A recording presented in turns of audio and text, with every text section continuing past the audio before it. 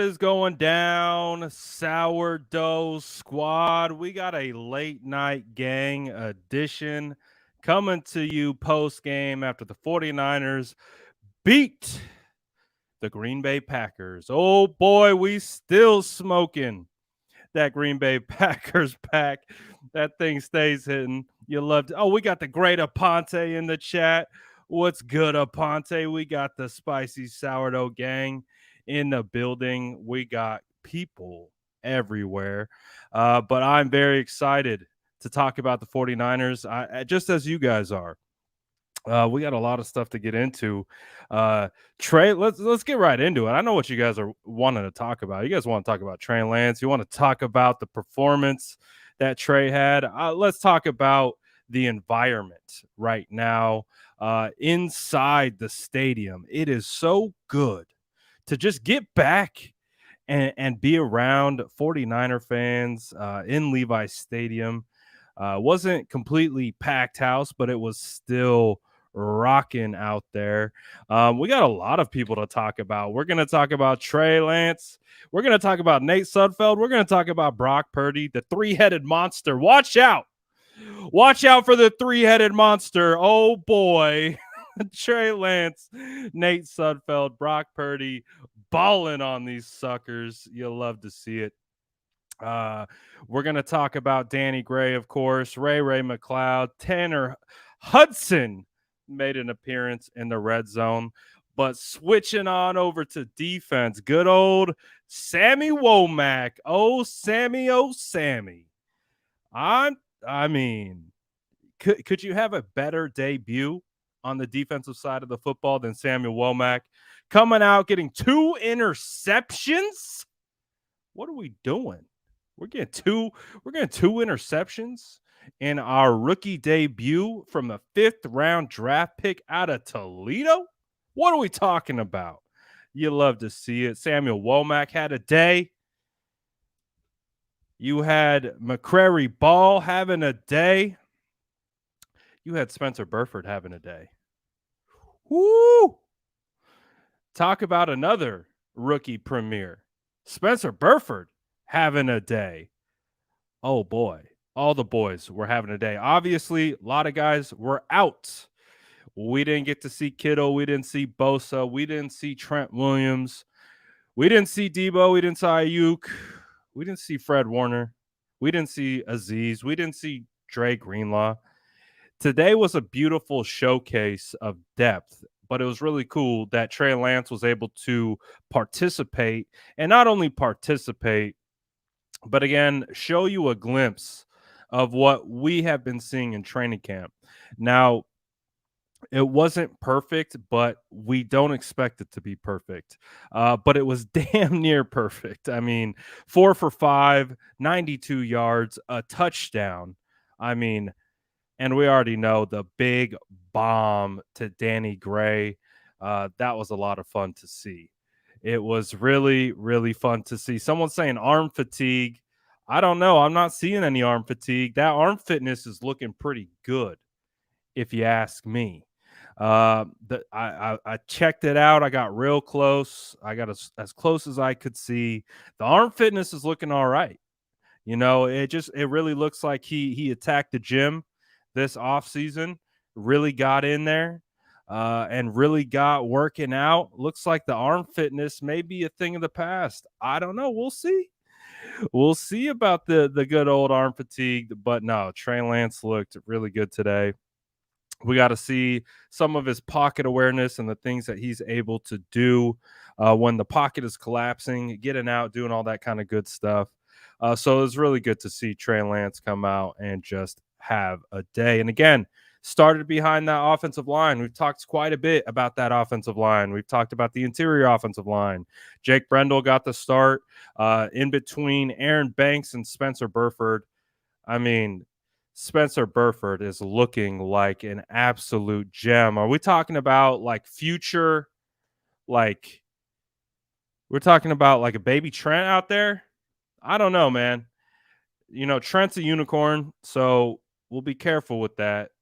But I'm telling you, I don't know what we're looking at. Not Brock Purdy. Spencer Burford is out there looking really, really good. He played a lot of snaps too, and you got to really get a sense with Spencer Burford that he feels at home at that right guard position. Again, still a rookie. The best thing about Burford is that he has a long way. He still can get better. He can still improve, and that's the crazy thing. But today was a showcase of all the depth that the 49ers have. Um, I mean, you saw it in the running back rotation that they had. They started with Trey Sermon, but they rotated to Ty Davis Price, Jermichael Hasty, and Jordan Mason. And that was without no Elijah Mitchell, who it was reported is dealing with a bit of I believe it was like a knee strain from Adam Schefter that came out, where it looks like Elijah Mitchell is going to miss a big majority, if not all, of the preseason. So as long as we don't have lingering issues that go into week one, then I don't think there's too much of an issue at all with that.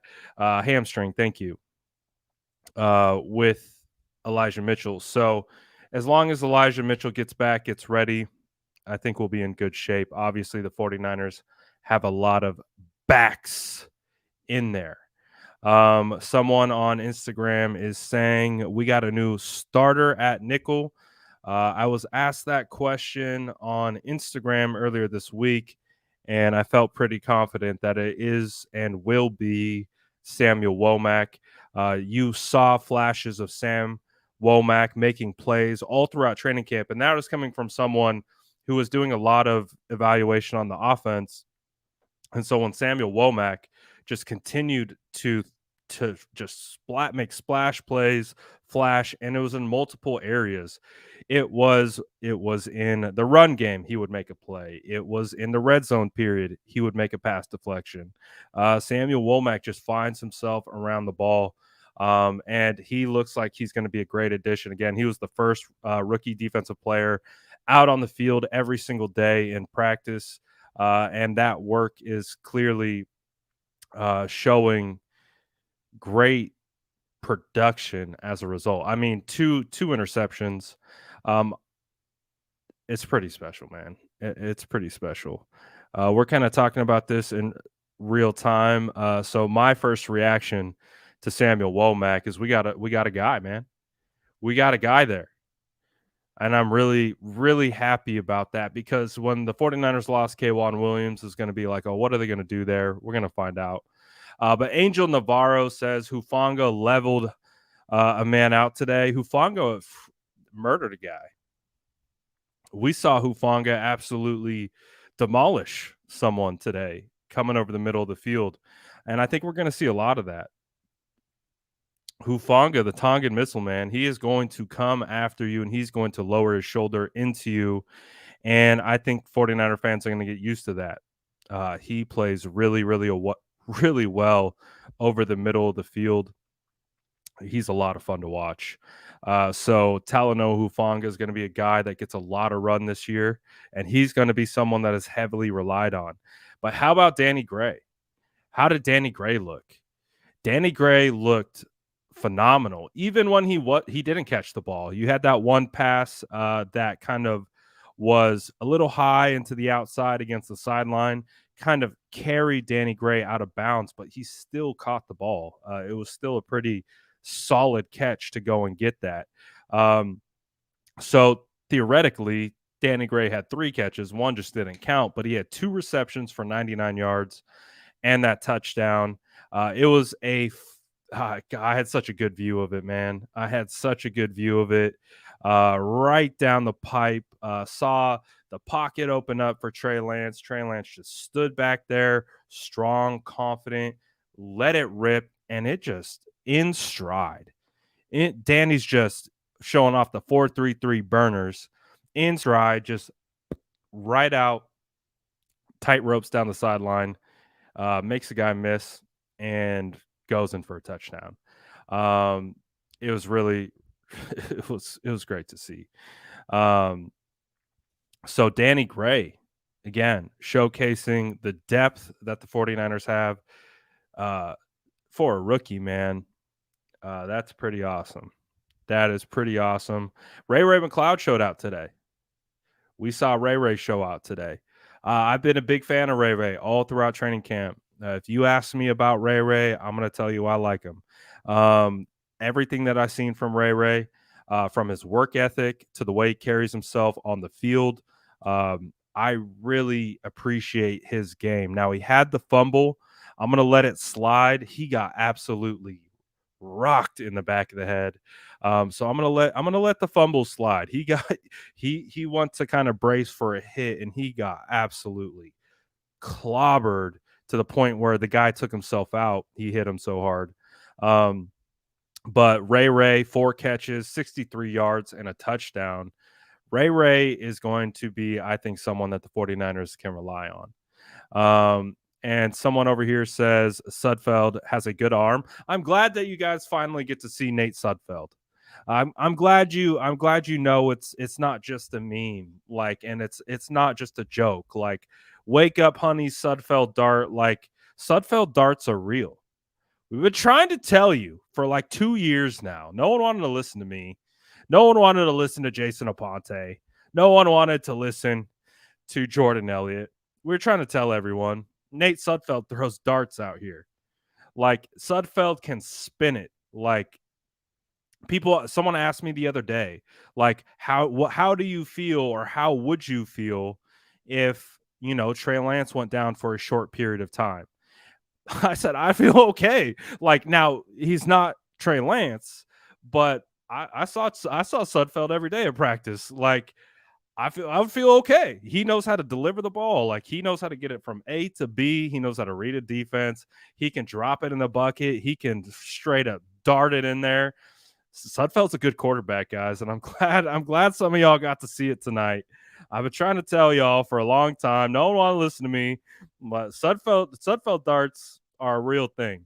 Sudfeld went 8 for 11, 103, and a touchdown.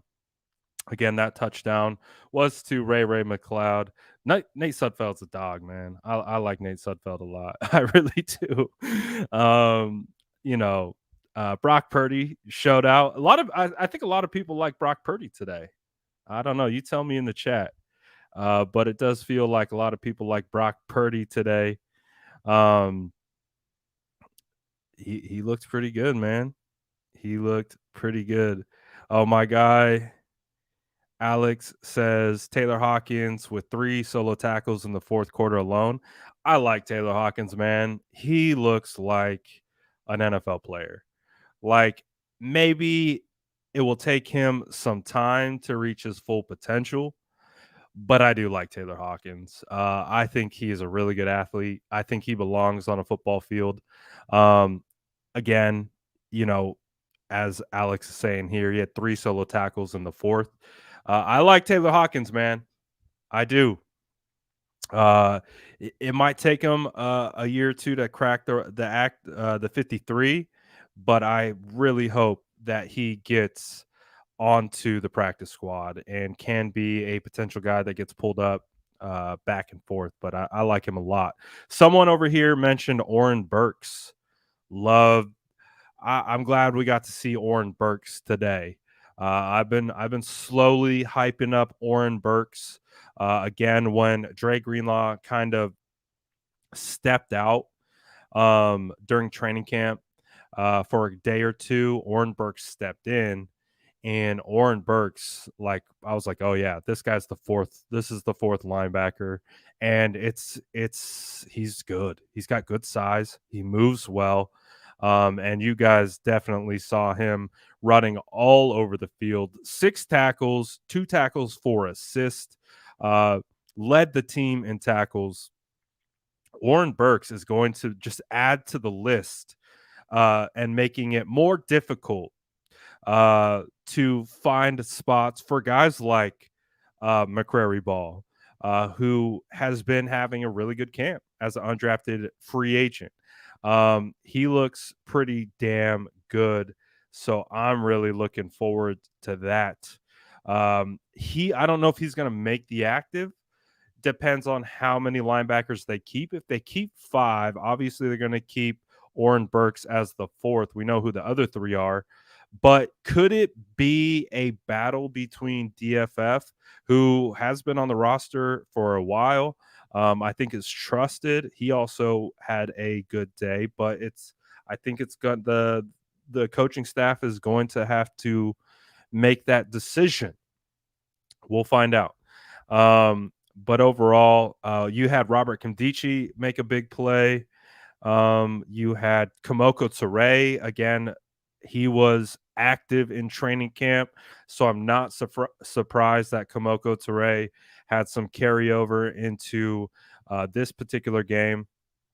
So really excited to see that. Drake Jackson did go down with an injury, which was unfortunate to see. He exited the game, but what we saw from Drake Jackson is Drake Jackson does look like he's a more than capable player. So, and you see the athletic traits from Drake Jackson. So like I was talking about this the other day, man.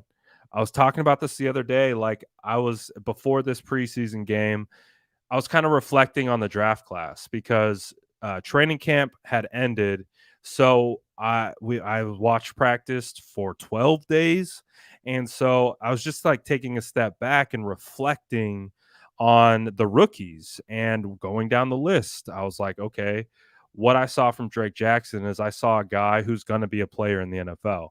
Like, I don't see bust potential there. I see a guy in Drake Jackson who's only going to improve. I see him at a raw level, but I see Drake Jackson improving year upon year upon year, which means he has the ultimate ability to reach this level that he is not at now.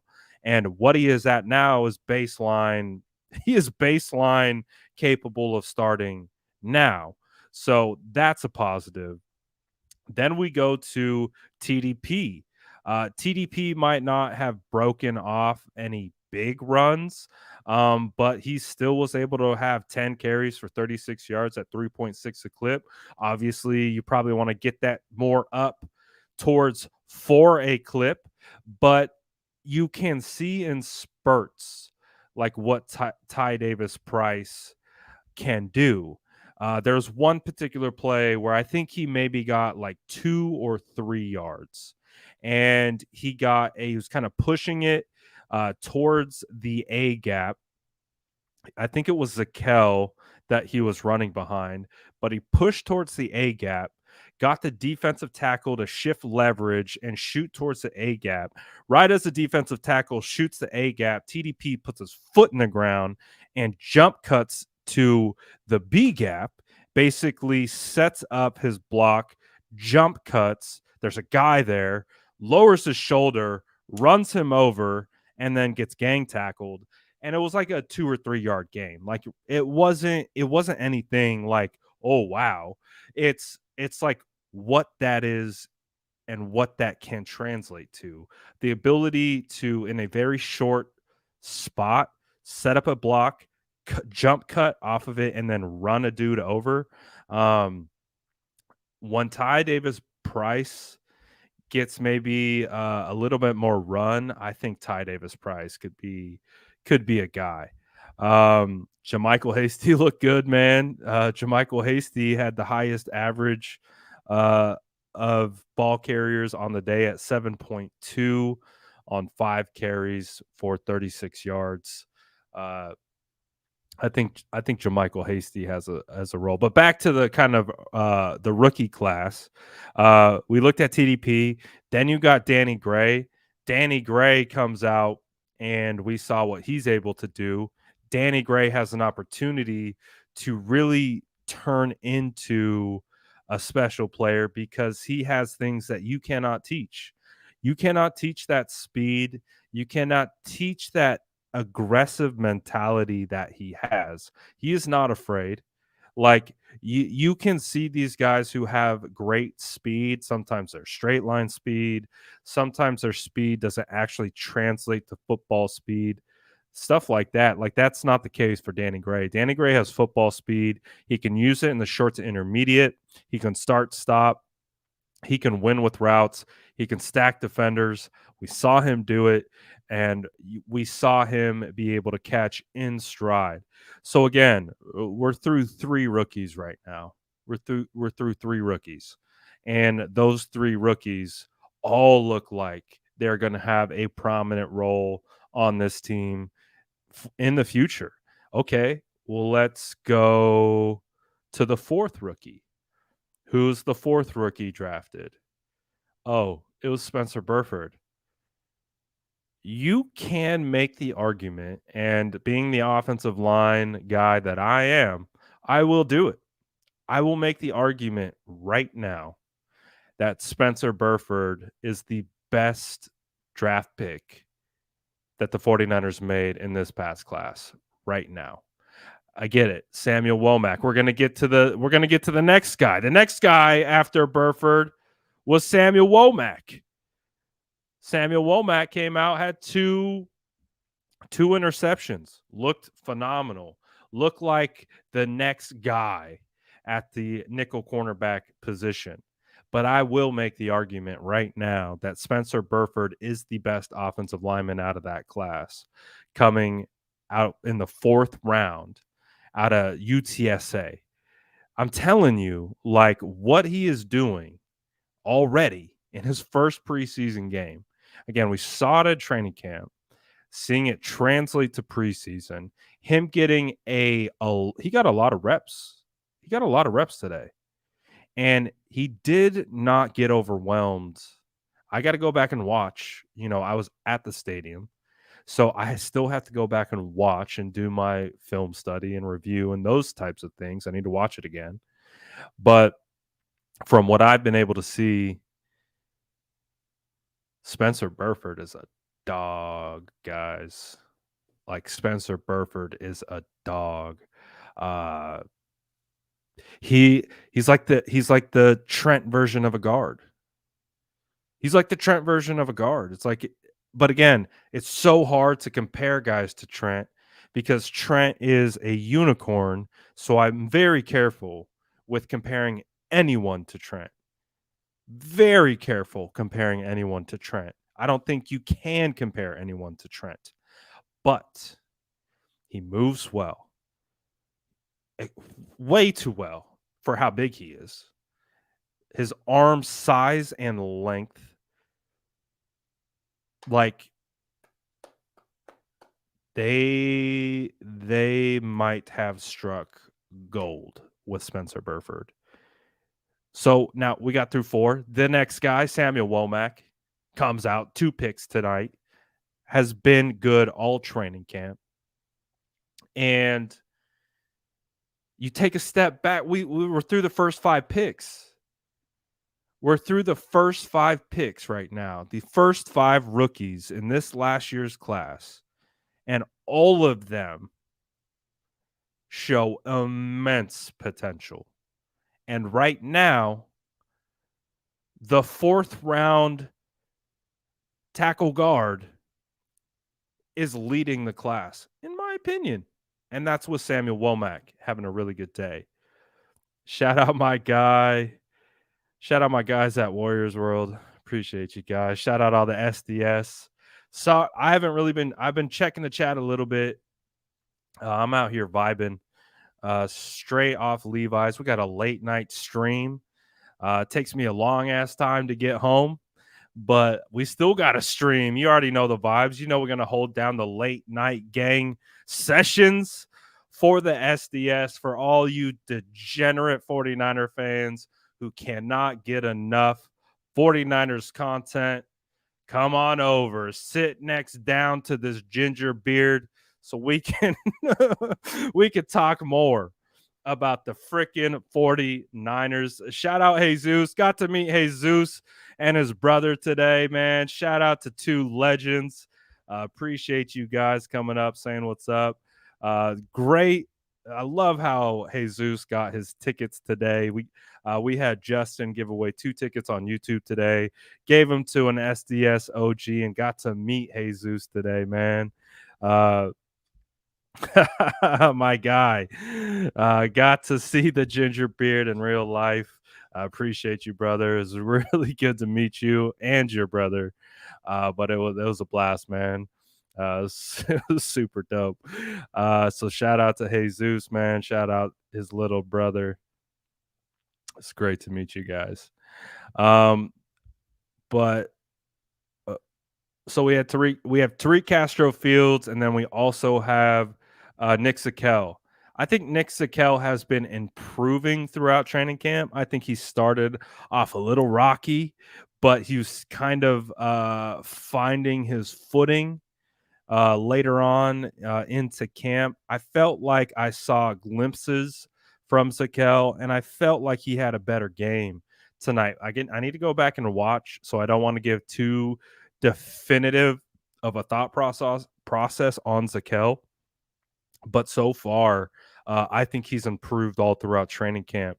So I'm excited to get into the tape and watch how Zakel really did. I didn't see anything that jumped out for me from Zakel from a bad standpoint, and that's always a good sign for offensive linemen.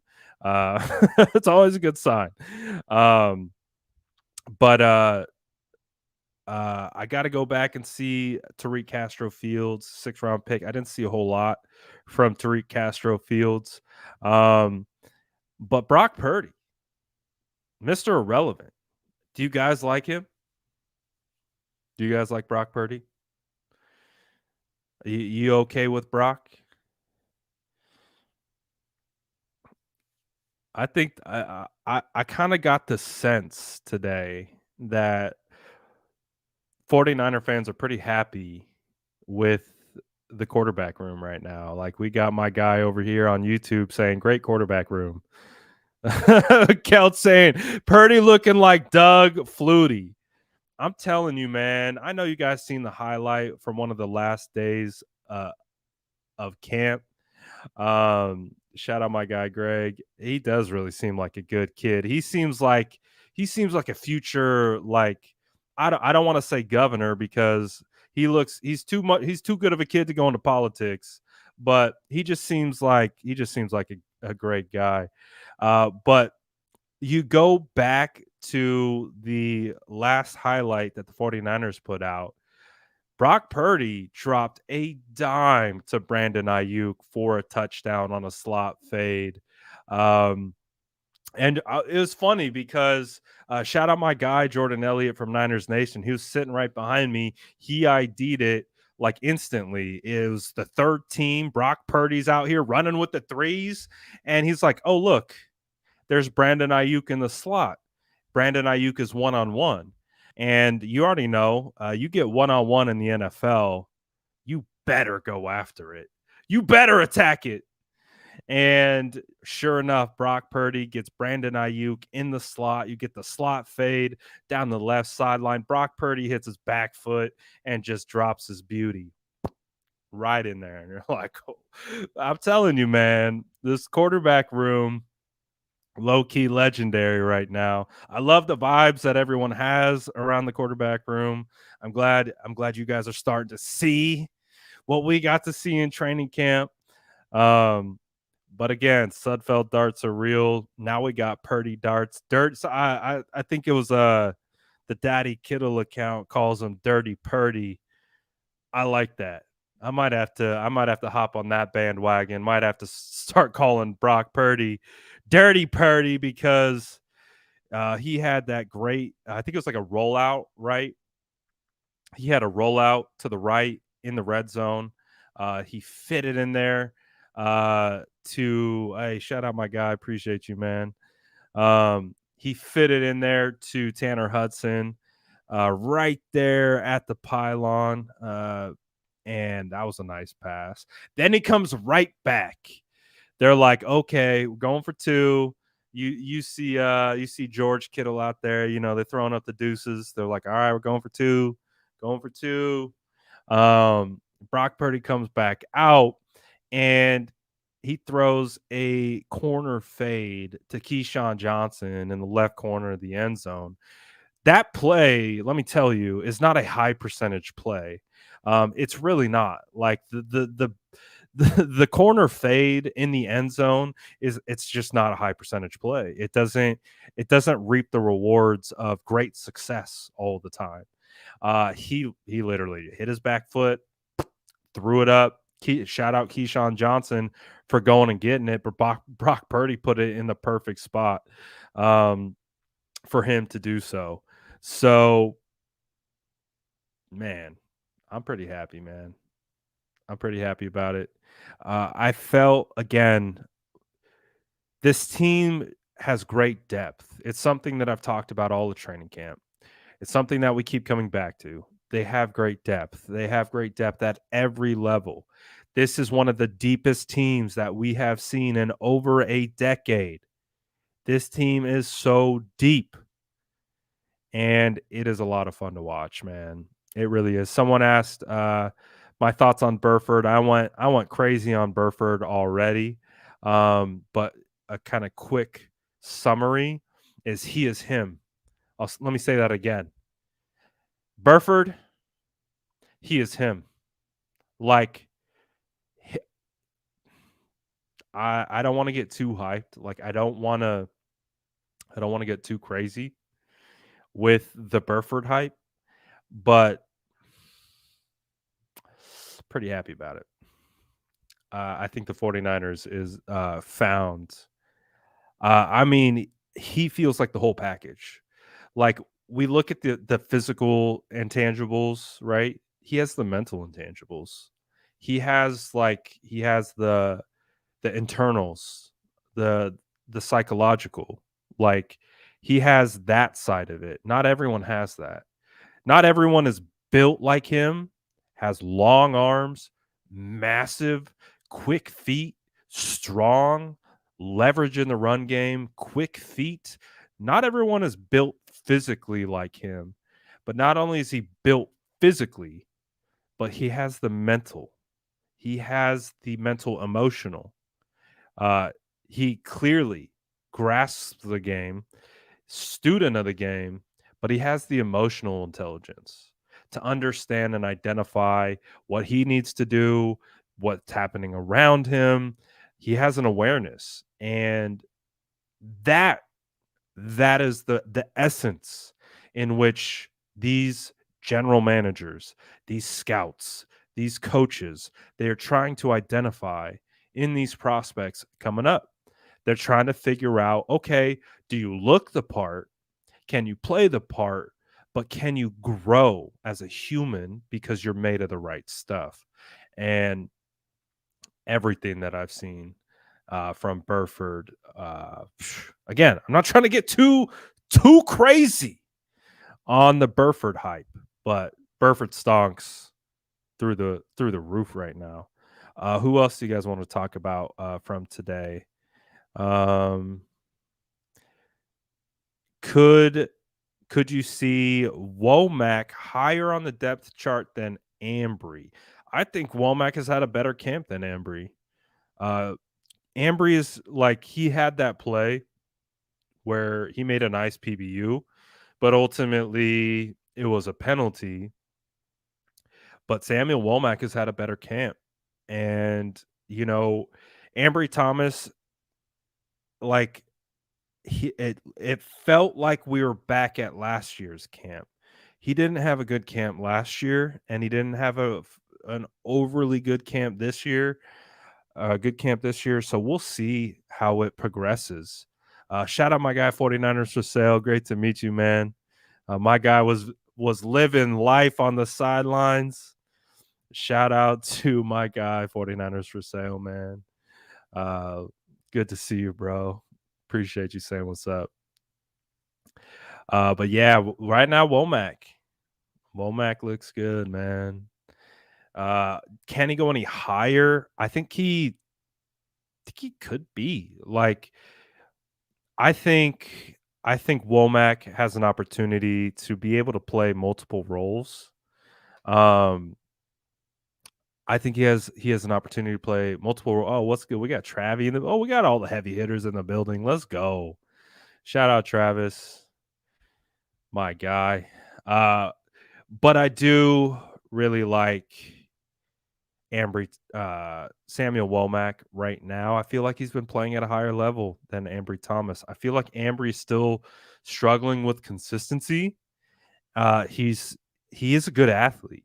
He has the ability, but it just feels like there's like a consistency factor that's kind of lacking right now. He says Q&A, who's your favorite 49ers musician? It's got to be Travis King, baby. Shout out the 49er legend. Um let's see what other questions we got in the chat. Uh let's see. Marcelino McCrazy. Marcelino McCrazy Ball, next linebacker. Hey, the 49ers got a problem on their hands. I'm telling you, they got a problem at multiple positions. Who are they keeping at running back? Who are they keeping at linebacker? Who are they keeping at D line? Like they are loaded. Loaded. I'm pretty happy about it. I'm pretty happy about it. Travis is saying, is it too early to say Trey is the truth? This is how like I scouted, and I'm not making the correlation. I want to make that clear. I'm not making the correlation. I scouted Patrick Mahomes. I liked Patrick Mahomes a whole lot. This is what my thing was with Patrick Mahomes. I have this thing for prospects. Like if I think they're like it's above blue chip. Like you hear blue chip prospects, you're thinking best of the best. I have a grade that goes above blue chip. I call it demigod. So I have this demigod status that if I come across a prospect and I think they're better than a blue chip. Like they're generational. Like they are a kind of one in a lifetime player. I give them the demigod tag. I gave Patrick Mahomes coming out of Texas Tech the demigod in training tag because you saw all the traits, you saw everything that he had, but he was coming out of the air raid offense. You knew that was going to be some time to translate into an NFL offense. But after a year sitting, I'm not saying this is a apples to apples. I still think it's a little apples to oranges. I don't think they're like a comparable thing, but the way that I put a demigod in training tag on Patrick Mahomes, I feel like I can put a demigod in training Trey Lance. Because when you talk about demigods, you talk about the ceilings that they have. And Trey Lance's ceiling is like there's the roof, and then you go through the roof, and then there's the sky. And sometimes they say sky's the limit, but then you go past the sky, and then you go into outer orbit. Like Trey Lance has this opportunity because not only can he be a legitimate pocket passer, but he can be a guy that adds this other element that Patrick Mahomes is mobile. He can move, and then he can create and do those types of things. But Trey Lance is like a pocket passer that can run like a freaking running back. And that is rare. And if you get all the things to connect, he already has the cerebral ability, you get the confidence, you get all these different types of things, then Trey Lance has an opportunity to be very good. So we'll wait and see what he actually becomes, but we'll slap the demigod in training tag on Trey Lance. I've seen enough from Trey to not feel like he's going to just crash and burn like this you heard all offseason, the freaking narratives that like surrounded him and all those different types of things. Uh I think that he has a real opportunity to be pretty damn good. Uh LeBron says his slide looked good to me. We got a Trey Lance slide. I've heard people chirp Trey Lance saying he doesn't know how to slide. We got a Trey Lance slide tonight. We got Trey Lance using his legs tonight. I think he had one rush for what, like 7 yards. We got a Trey Lance rush tonight. We got Trey Lance darts tonight. What are we talking about, man? Let the man grow. Give him his opportunity to be able to develop to the demigod. Like, I think he can be that, but give him the opportunity to get there. Doesn't mean he's going to be that right away. Doesn't mean he's going to be that right away, but he can build to that. I think that we already know what it is. So give him the chance. Give him the chance. Let's see. I've been kind of neglecting YouTube a little bit and Facebook, but if you do want to drop some questions in the chat, please do. Please do. I'm going to just start looking at questions at this point. We've talked about this a little bit. How many running backs you think make the final roster? I think 4. 4 plus Kyle Juszczyk. So, what do you? Who makes the cut? Who makes the cut? I don't know. I don't envy whoever has to make that decision, because we saw a little bit of Jordan Mason. I actually thought we were going to see more Jordan Mason, but he didn't have a whole lot of room to work. But again, the one thing that you saw from Jordan Mason was his ability to churn out yards, his ability to find the crease, even though there wasn't really one. He would find it somehow. So I really like it. Edgar says Elijah, Trey, Mason, Hasty. It's going to definitely be Elijah, TDP, Trey Sermon at the top. Then does Jeff Wilson have enough money in the bank to be able to keep a spot? Or does Anthony Lynn want his type of back, which is a Jordan Mason type of back? So, but JaMychal Hasty is a good third down back who plays special teams.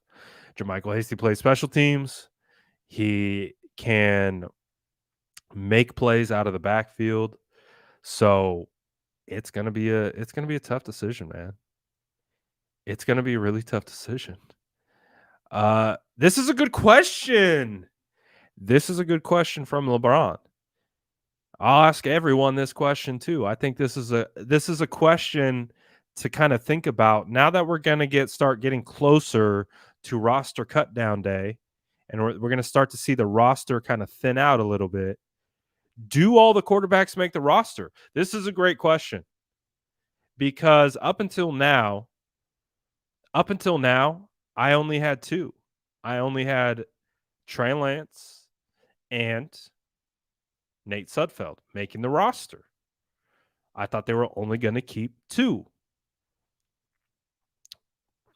But like, I see people here, I see people in the chat. I see Purdy better make the roster. I see, yes, Purdy showed some stuff. Do you want to take that chance? You want to cut Purdy? Maybe Purdy gets picked up by someone else. So I'm not going to lie. What is this news? I was locked in on content tonight. What is this news about Zach Wilson? Let me do a little research live. It's late night. It's 12 a.m. We're officially 12 a.m. where I'm at. So if you're watching this, you're just as much of a degenerate 49er fan as I am. And welcome to the late night gang. That means you're a part of the squad. If you're watching this content live, whether it's on Instagram, YouTube, Facebook, or Twitch, you're rocking with the SDS. We appreciate you guys. Uh, okay, wow. I didn't see any of this because I was super locked in to the game, but let's read some of the reports that we have. Albert Breer, no, that's not it.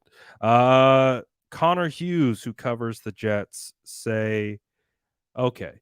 He says Jets believe they've avoided worst case scenario with Zach Wilson's knee. Genuine belief it's not season ending. MRI to confirm their feelings. Uh, the hope is that they are looking at weeks, not year. That is the feeling as he is leaving Philly. Again, MRI to make the final confirmation. So Zach Wilson will have an MRI tomorrow. They're saying that they believe that it's a PCL injury per Deanna Rossini. So obviously that has an impact because guess who has a quarterback? Guess who? Guess which coaching staff knows Jimmy Garoppolo? The New York Jets. I think you have Matt LaFleur, former offensive coach for Kyle Shanahan for multiple years in San Francisco. You have Robert Saleh, head coach with Jimmy Garoppolo for multiple years. So, but I want to remind everyone, you had Robert Saleh come out and say, Joe Flacco is a starting quarterback in this league. So if they have a starting quarterback, and you got Mike White, remember the Mike White phenomenon? If they have a starting quarterback caliber as a backup, maybe they don't. I don't know. We'll see. We will see. But all reports so far, Zach Wilson's ACL is intact, but they are still waiting for official.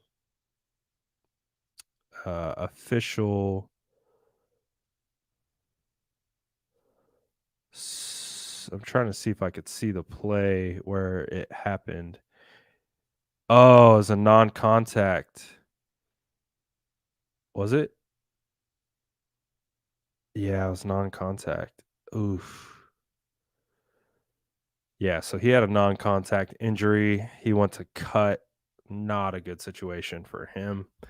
So we'll see. We'll see if that has any correlation to Jimmy Garoppolo. Obviously, people want to see if Jimmy Garoppolo is going to be moving on or not. Watching another angle. Ooh, yeah. That low key reminds me of Jimmy Garoppolo. Yeah, that kind of were they playing at MetLife? Were they playing at MetLife too? Oh, were they? Did he get killed by his own turf? Oh no, they were in Philly. But we'll see. We'll see what happens. Uh maybe something else goes down. Yeah, dude, lots of Spencer Burford, man. Lots of people hyped about Spencer Burford. We've talked a lot about Spencer Burford so far. But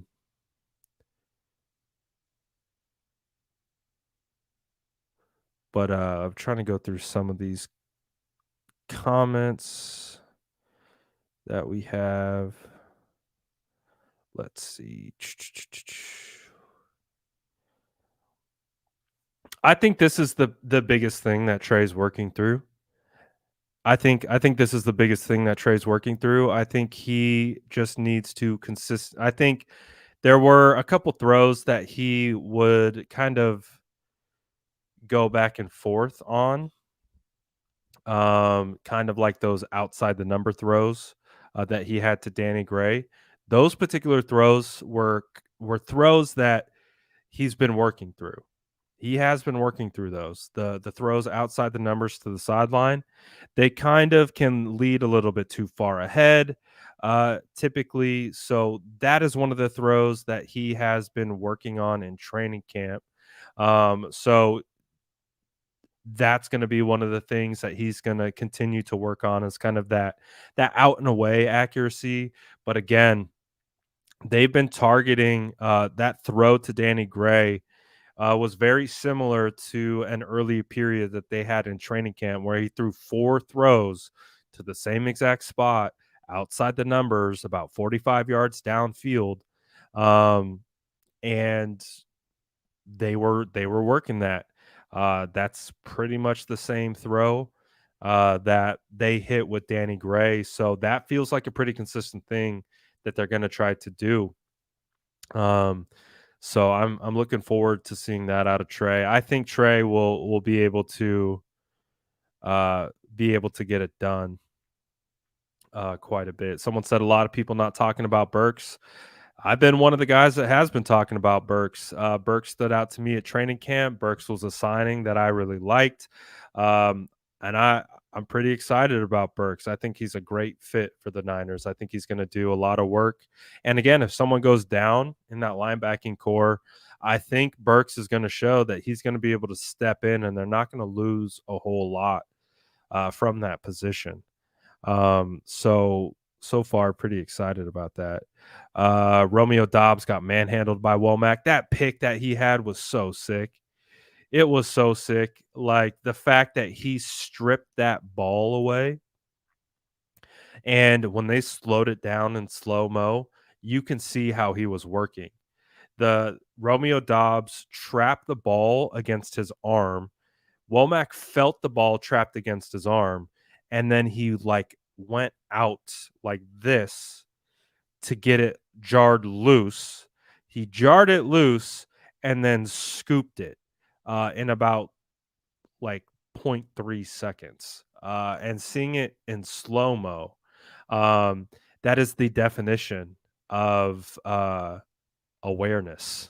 Like, and you can't teach that kind of reaction skills. That was legit.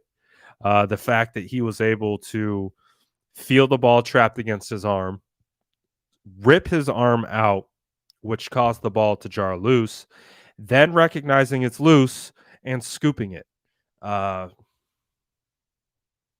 Pretty impressive. So, again, big emphasis of today's recap uh, has been on the young guys. The young guys look good today. And that's exactly what you're looking for in training camp. You're looking for the young guys to stand out, and you're looking for to see how they fit and what the potential looks like. And it looks like it's there again, especially with the first 5 draft picks. Um, it's really nice. Um, so I'm pretty excited about it. Uh, Again, guys, we just watched the 49ers look pretty damn competent with Trey Lance, with no Trent Williams, no Elijah Mitchell, no George Kittle, no Debo Samuel, no Brandon Ayuk. Literally every one of his top weapons was not on the offense. And I get it. You could argue the same about the Green Bay's defense. I don't know if Kenny Clark was out there. I don't know if some of those guys were out there, but still, uh, it's pretty impressive to see.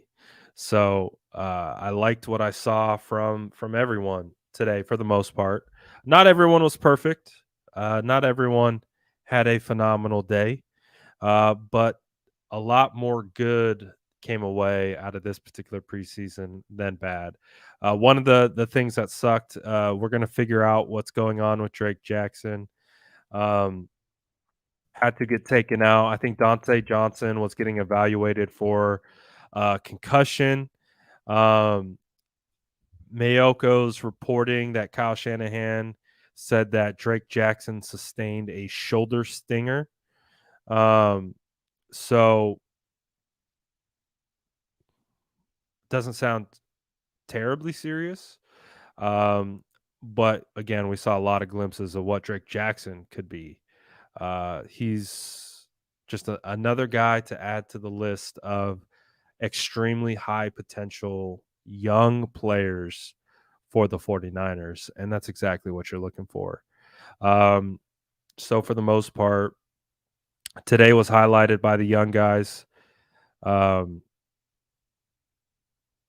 and it was fun, man. It was fun to be back in the stadium. It was fun to get the hype and the energy back up, back at Levi's again for a preseason game.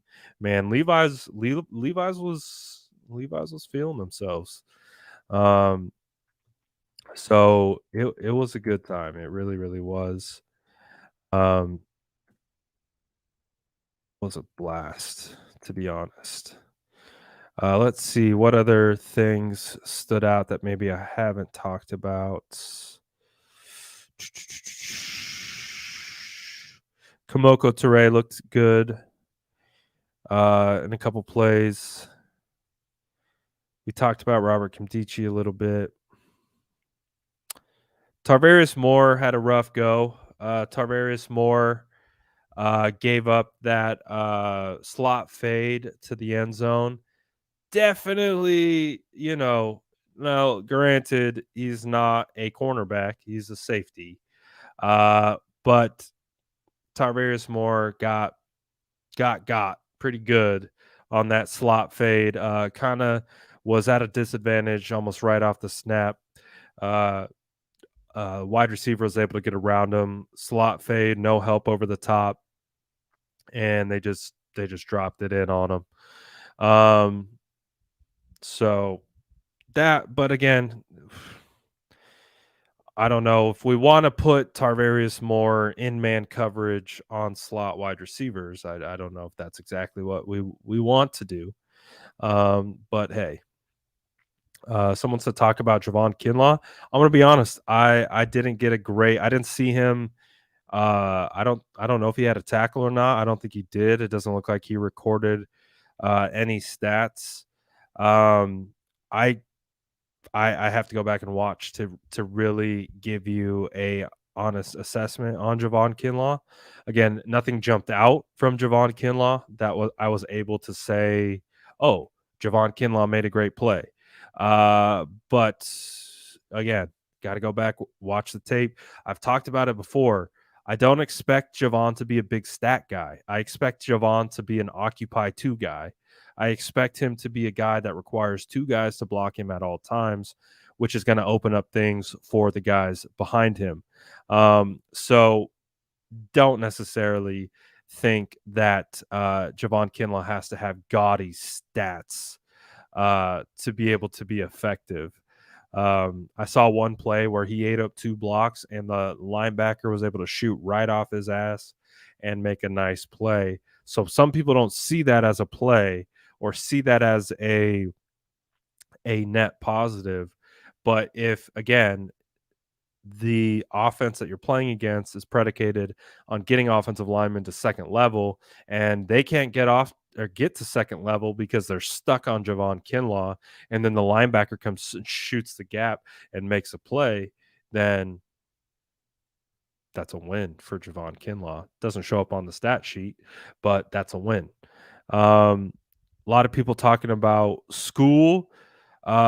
School struggled. I school definitely struggled. School had the I didn't watch school a whole lot, but I did see the very first play that he came in, gave up pretty pretty ugly pressure to the interior. School's definitely kind of struggled in training camp. He's had his moments where he's looked okay or looked like he's won. It's not like he loses everything, but he does have opportunities where it just doesn't look good. Um, and we kind of saw that almost right away when he came out there. I think that translated into a Trey Lance sack. It was just from my vantage point, he was working his kick step, but he worked his kick step too fast. So he literally put himself out of position, and it looked like the defender read it and gave him a little hand swipe, little swipe the credit card, and just went went inside. Obviously, you can't do that as a tackle. As a tackle, you have to be patient. You have to make sure that you're not giving up interior pressure at the very least. If you're going to give up pressure as a tackle, make him go around you at least. Make him go to the outside and give your quarterback a fighting chance to get the ball off. You cannot give interior pressure. The quickest way to the quarterback is through the interior.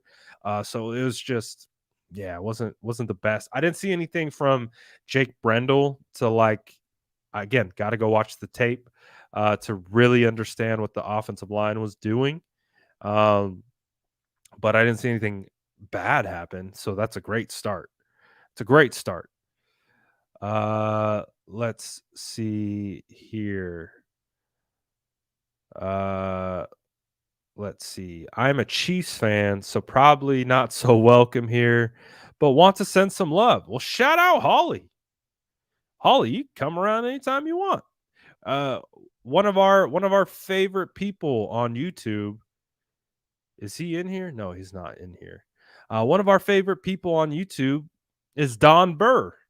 Don Burr's a Detroit Lions fan. Don Burr came into our chat and like there's a way to talk trash that's disrespectful, and then there's a way to talk trash that is fun, lighthearted, and in good nature. Don Burr was in my chat because we played the Detroit Lions week 1. Don Burr was in the chat every day for like 3 months. We love Don Burr. Don Burr is nowhere near a 49er fan, but Don Burr is a chat legend. Holly, appreciate you. Shout out Holly for the super chat.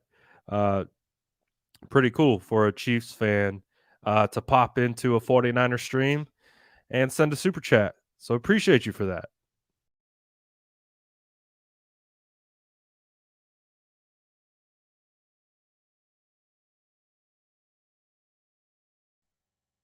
And I just kicked myself out of the stream. But guess what? I'm back. I'm back. And look who it is. And look who it is. You speaketh of the name, and he just appears. No way, Don. Like the timing couldn't be more impeccable right there. Literally could not be more impeccable. Are you kidding me? Don, it is almost 12:30. We're like showing love to a Chiefs fan who sent me a super chat. We're talking about how you don't care. We don't care what team you're a fan of. You want to come talk about football? Come talk about football. We're echoing the great Don Burr, and Don Burr's just I'm sorry for anyone on Instagram. You have no idea what's going on, but everyone on YouTube knows exactly what's going on. Harris says has to be scripted. He was lurking. That's freaking hilarious, bro. He says it's rigged. Harris said waiting for his cue. Don Burr's like John Wick. He never dies. That's hilarious, bro. That's a moment. He said bro's a paid actor. Damn. That's hilarious. Shout out Don Burr. Legend. Legend in these parts. Legend. And he just showed you why he's a legend. Right there. Right there. Hufanga, baller. Really excited about Hufanga, man. Really excited about Hufanga. I think Hufanga is going to be dope. Dope, dope, dope.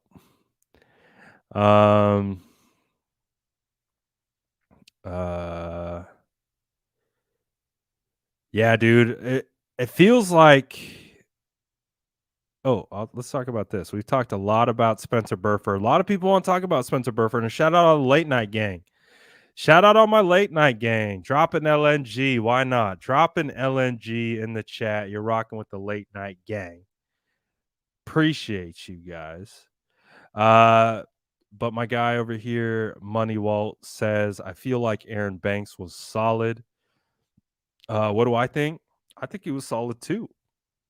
I didn't see anything from Aaron Banks that would make me concerned or like there was some issue there or anything like that. But I also do think that Spencer Burford right now is better than Aaron Banks, which is a great thing.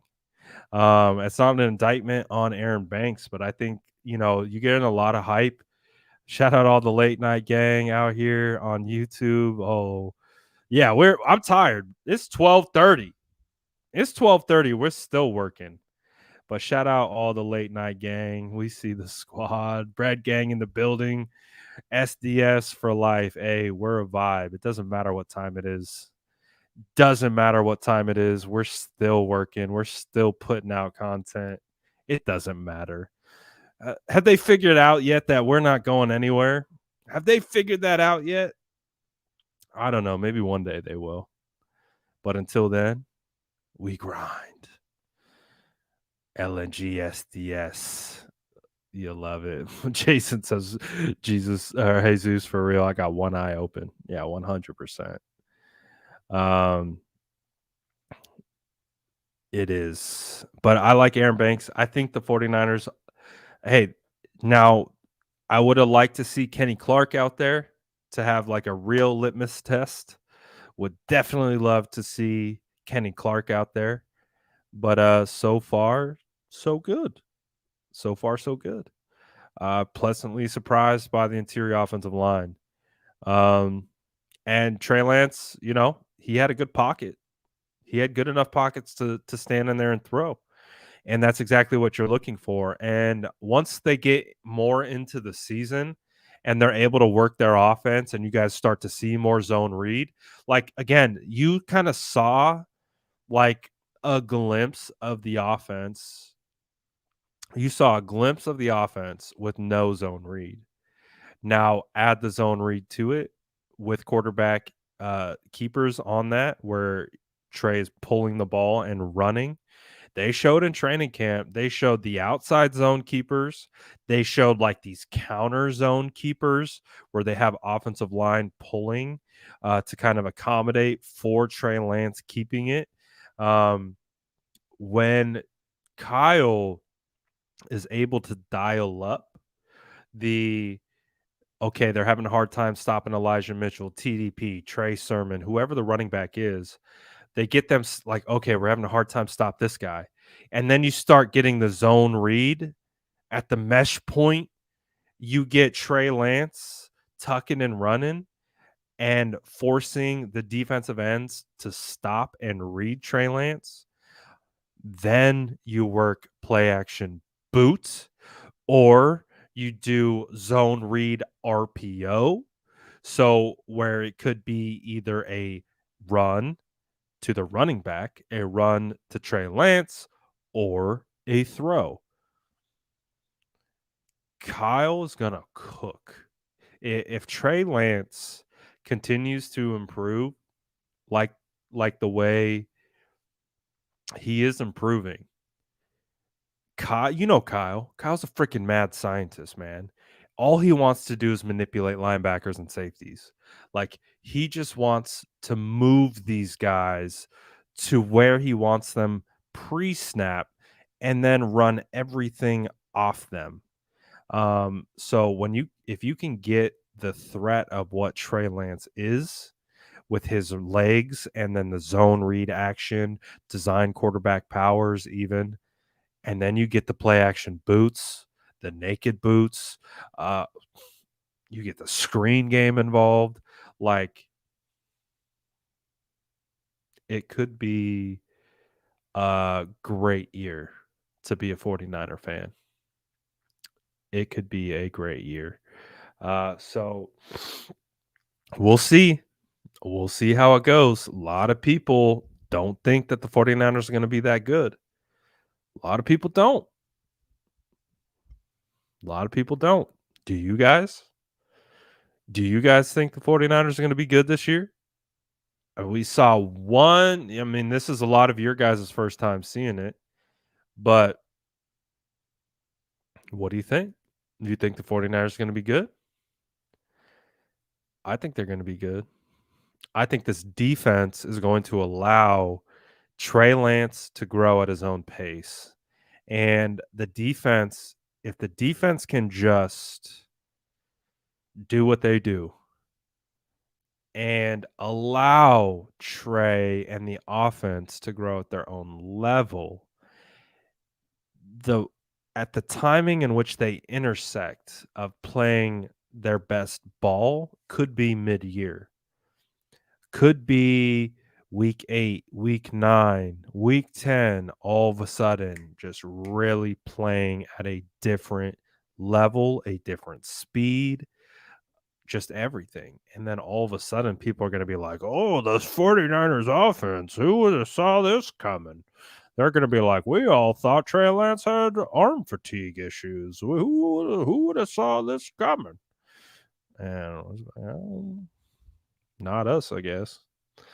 But looking forward to it, man. Really looking forward to it. What I saw Harris saying something earlier before the bots attacked us. Bro, we live in a bot world, man. I thought he said, how many people did we have in here? We had like 233 people in here. How many likes did we have? I don't know, man. It's 2:30. 2:30, 12:30. Tells you I'm extremely tired, by the way. But somehow we are still rocking. Oh, there it is. Harris said 233 people watching, 107 likes. Let's try hitting 200 likes. Ooh. Can we hit 200 likes on YouTube? Maybe. Can the late night gang do it? Can they get it done? Because we're a gang that likes dubs only. I could see it. We'll find out. We'll see if they're up for the task. Won't be an easy one, but we'll see. Yeah, we're doing pretty good over here on YouTube, man. Shout out all the folks on YouTube. Shout out all the folks on Instagram. We got some folks over on Facebook. We might have like one person on Twitch. Shout out that one person. Shout out all the SDS wherever you're watching this ginger beard from at 12:30 at night. We're all probably in the same boat. We're all probably super tired, and we're all just like, give us the 6th ring. We want that ring, baby. This team is championship worthy. Now, there's a lot that goes in between that. There's a lot of execution. There's a lot of luck. You got to stay healthy. Those types of things. There's a lot that has to go into it. But when you look at the depth, you look at the talent, you look at the key players that they have on this team, whether it's Trent Williams, Deebo Samuel, Brandon Ayuk, guys like Elijah Mitchell, Fred Warner, Alshire, Greenlaw, Bosa, the list goes on and on. Jimmy Ward, like they have elite players at a lot of spots. So not only do they have elite players at a lot of spots, but they also have a ton of depth. And and they have a ton of youth. And then you take all of that and you inject it. Might take some time, but there is true potential here. We'll see how it evolves throughout the year. But overall, a lot of promising things to take away from this team. Again, the depth stands out. The young players are standing out. And that's about all you can ask for in preseason right now. So I'm very, very, very happy with what I'm seeing. Billy says, what happened in the game tonight? I was running around all game. I bet you were, because it was seamless tonight, Billy. I went to the game tonight. I was at Levi's. Shout out Levi's, bro. The vibes were immaculate. Wasn't quite to capacity, but the vibes were immaculate. The freaking the girl who sung the national anthem, just like damn, she's really good. Dude, the vibes were dope tonight. It was a lot of fun. And I can imagine why you didn't see a whole lot of the game because uh, there's a lot of stuff to do to get that many people in and out. And we salute your surface, my guy Billy. Shout out Billy, man. The man behind the scenes, making sure that we all have a good time at Levi's Stadium. But the vibes were immaculate today. It was really just fun to be back at Levi's, man, and smelling the football. Like, oh boy, you had the pyrotechnics in the air, you had the grass, you had the beer smell, like the food. Like, it was great. I was happy to be back. Happy to be back. Um, very happy about it. It's a good time.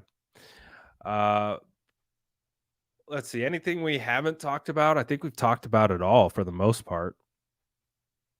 I think we've talked about. Oh, that's tough. We got 140 likes on YouTube. Getting 60 more. Do we have 60 SDS lurkers just chilling, ready to smash that like button? I don't know. Maybe. Do you guys? So my guy Pimp is saying we got something special this year. Do you guys sense that? Like, do you feel? And this is a direct question that I'm asking anyone who's watching. Do you sense like there is like this vibe? Like, again, lots of things can change within a year. Uh, a season is more defined by its adversity sometimes than its successes and how you overcome adversities and things like that. The 49ers have done a good job so far of limiting the adversity up until this point. I mean, there's still some things that they're working through, but it just going to the NFC Championship game, being again 10 points and one quarter away from their ultimate goal for the second time with a group that has stuck together for the most part. Like, again, so much of our focus goes to Trey Lance because he's the quarterback. And so people see a young quarterback, they immediately write off the 49ers like there's no shot. But I just have to remind everyone, when you go back and you look at history, and history does have a tendency to repeat itself. You go back to the 2011 San Francisco 49ers. You had an Alex Smith who did not have a good career up until that point. Now, it's not an apples to apples situation, but you inject Jim Harbaugh into the mix. And what was the recipe for success in 2011 that led the 49ers to be 13-3? Did they have an elite quarterback? They did not. They did not. They had a guy who managed games literally in every sense of the word.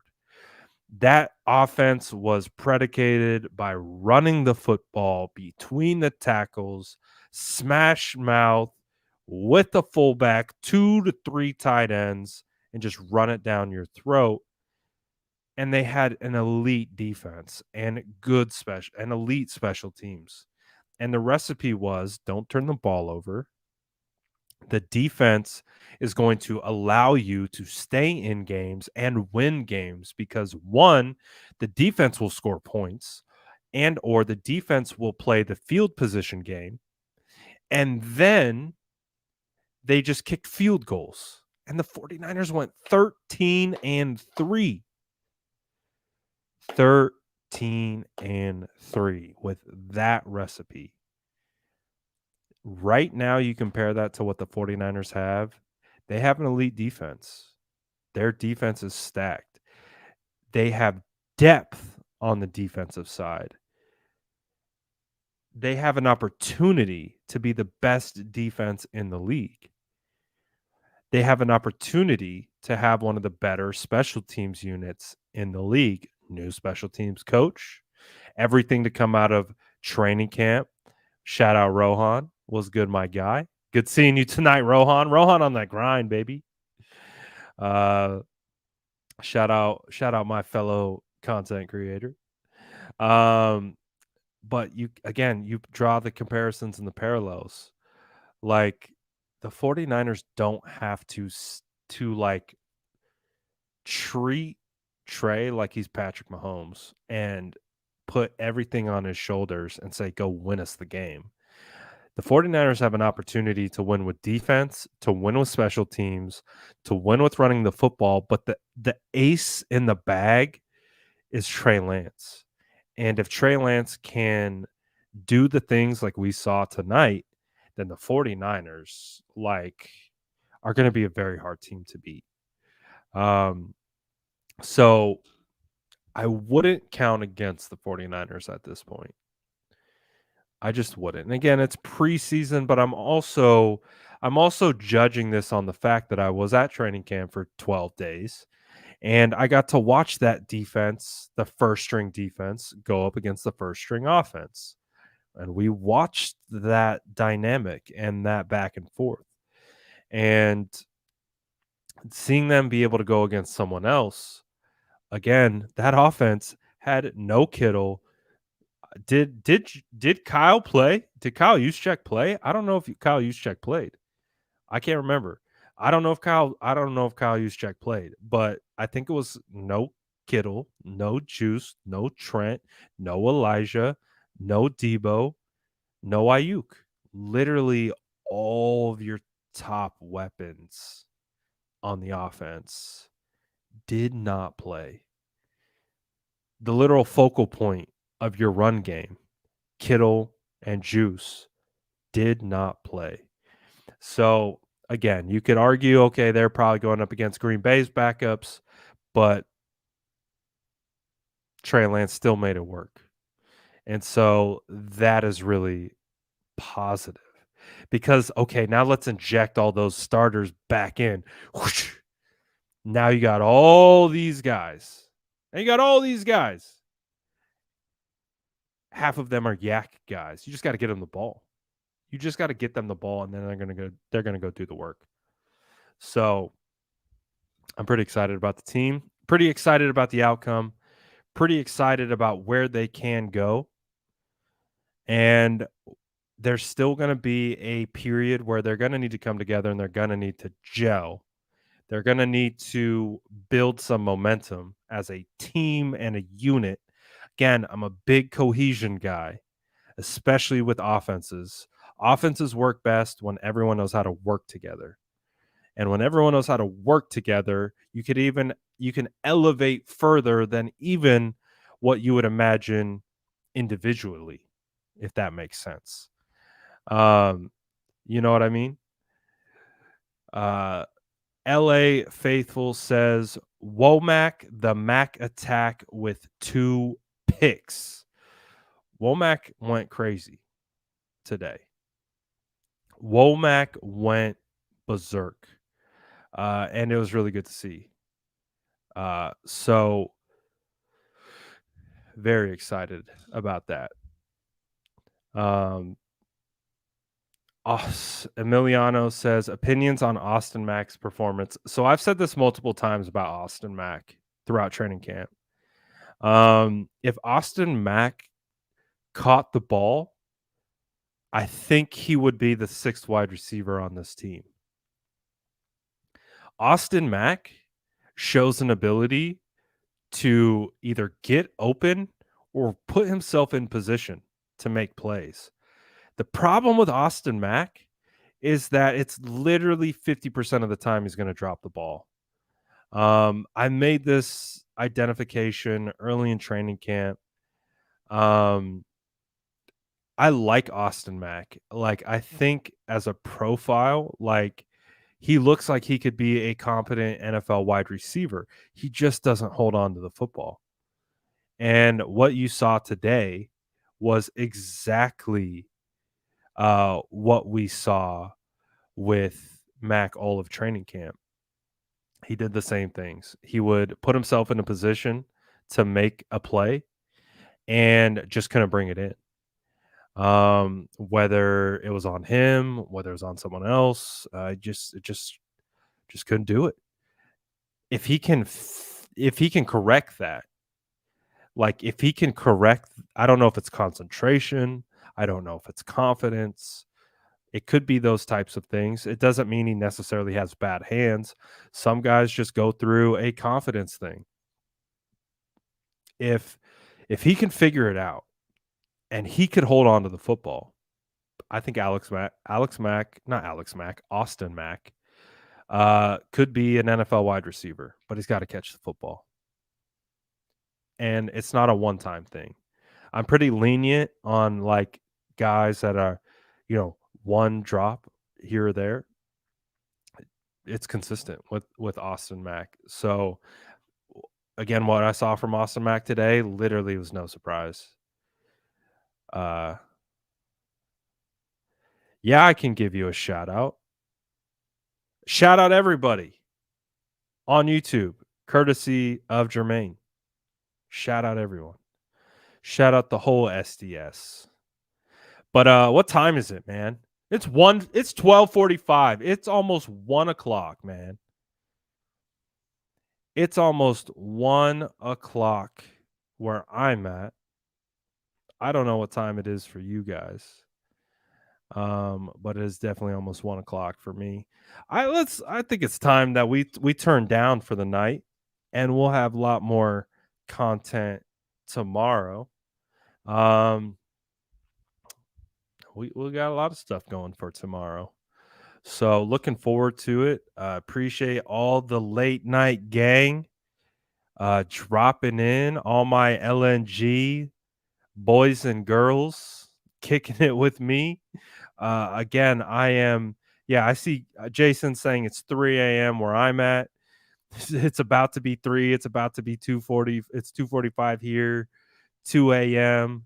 Like shout out to SDS, man. At the SDS, we're built different.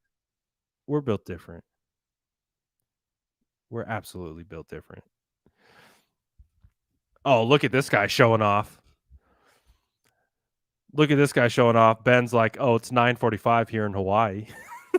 Oh, not only is he dropping the Hawaii, but he's like, it's still early over here. We see how it is for you Hawaiians. I don't know why I said Hawaiians like that. Marco says Alaska vibes. Okay, there we go. There we go. Yeah, must be nice, Ben. Well, except Ben is over here like, yeah, well, I gotta watch the games at like 1:00 in the afternoon. So like, screw you guys. It goes both ways. Oh, 10 a.m. Think about having 10 a.m. games. 10 a.m. games for Ben is a nightmare. He's definitely got those things on DVR. He's not waking up early. Oh, we got Japan over here on Instagram. Let's go. Let's go. Karina says, love to the Polys. Shout out all my Poly boys and girls. I played with a lot of Polys growing up. So I got a lot of respect for all my Usos and all my Tokos out there. Those guys are dope. Shout out to my Samoan and Tongan brothers. Always like to think of myself as an honorary Polynesian. But that is not for me to decide. But I do appreciate I appreciate all the polys out there, man. I like that question. We'll end it on that. Who surprised you the most today? I feel like the Samuel Womack. Like again, the 2 picks. that he had was pretty damn impressive. Um, yeah, I'm still up. I don't know what I'm doing either, man. The two picks by Samuel Womack was I wasn't expecting that. I was expecting Samuel Womack to have a decent game. I was not expecting Samuel Womack to have one of the picks of the year already in preseason and then come back and make another pick. The two picks that he had were not built the same. You know what I mean? It wasn't like they were thrown to him. The one that against the sideline, he forced the incomplete. He jarred the ball loose, then scooped the ball. Then on the other one, he actually got turned around, then got his hips back into position, turned his head at the right time, and made a play on the ball. Both were great individual plays. So I'd have to say, biggest surprise of the day, Samuel Womack. Not surprised, but still surprised, if that makes sense. Oh yeah, we got the late night gang in the building. Jay Tan showing up for the late night gang edition of the SDS. But yes, it is time to jump off now. I don't know what the hell I'm still doing talking right now, but it is time to say goodbye for tonight. But guess what? We're gonna be back. We're gonna be back. You already know the vibes. We're we're gonna be back tomorrow. So shout out everyone. Again, if you're watching on YouTube, smash that like button, hit that sub button if you haven't already. And again, we're gonna be posting content. It's time. It's content time, baby. It's content time, baby. It's preseason for me, but it feels like the regular season. But content is going to keep going to the moon. So keep your eye out for it all. Again, all that stuff that you guys do helps me out, and I appreciate all of you. So enjoy the W. Sleep well, all my sourdough squadians, and enjoy. Enjoy. It's preseason. It's preseason, but still feels good, uh, especially when it's against the Packers. So appreciate everyone. I'm out of here. Shout out Instagram. We're out. I'm going to bed. Time to go night night. Time to go to bed. Time to sleep. Time to dream about Samuel Womack interceptions. Trying to dream about Spencer Burford ragdolling cheeseheads. Time to dream about Nate Sudfeld darts. Yes, Jason, go to bed. It's 3 a.m., my guy. Time to sleep. Everyone, say your good nights. Dream your dreams. Because wake up, honey. The 49ers are going to be good this year. I just feel it. Feel it in my bones. Feel it in my bones. So looking forward to it. And I appreciate all of you for being 49er degenerates and staying up with me at God knows what time it is for you. But we respect you. And with that, good night. 169. Nice. Smash that like button on your way out. Get this to 200, you son of a guns. But I'm not going to wait. I'm going to go to bed. I'm going to fall asleep trying to wait to you guys to get to 200 likes. So let's go to bed now. I keep saying it, but I need to go to bed. Yes. Yes, I need to go to bed. Someone kick me off this damn stream so I can go to bed. But I love you guys so much. So it's so hard to leave. But I leave. 20. I could never. They're just like, just cut it, bro. I should cut it. But I'm not going to. We're staying on for 20. No, I'm just kidding. I'm out of here. I'm going to bed. Officially off the rails. So good night.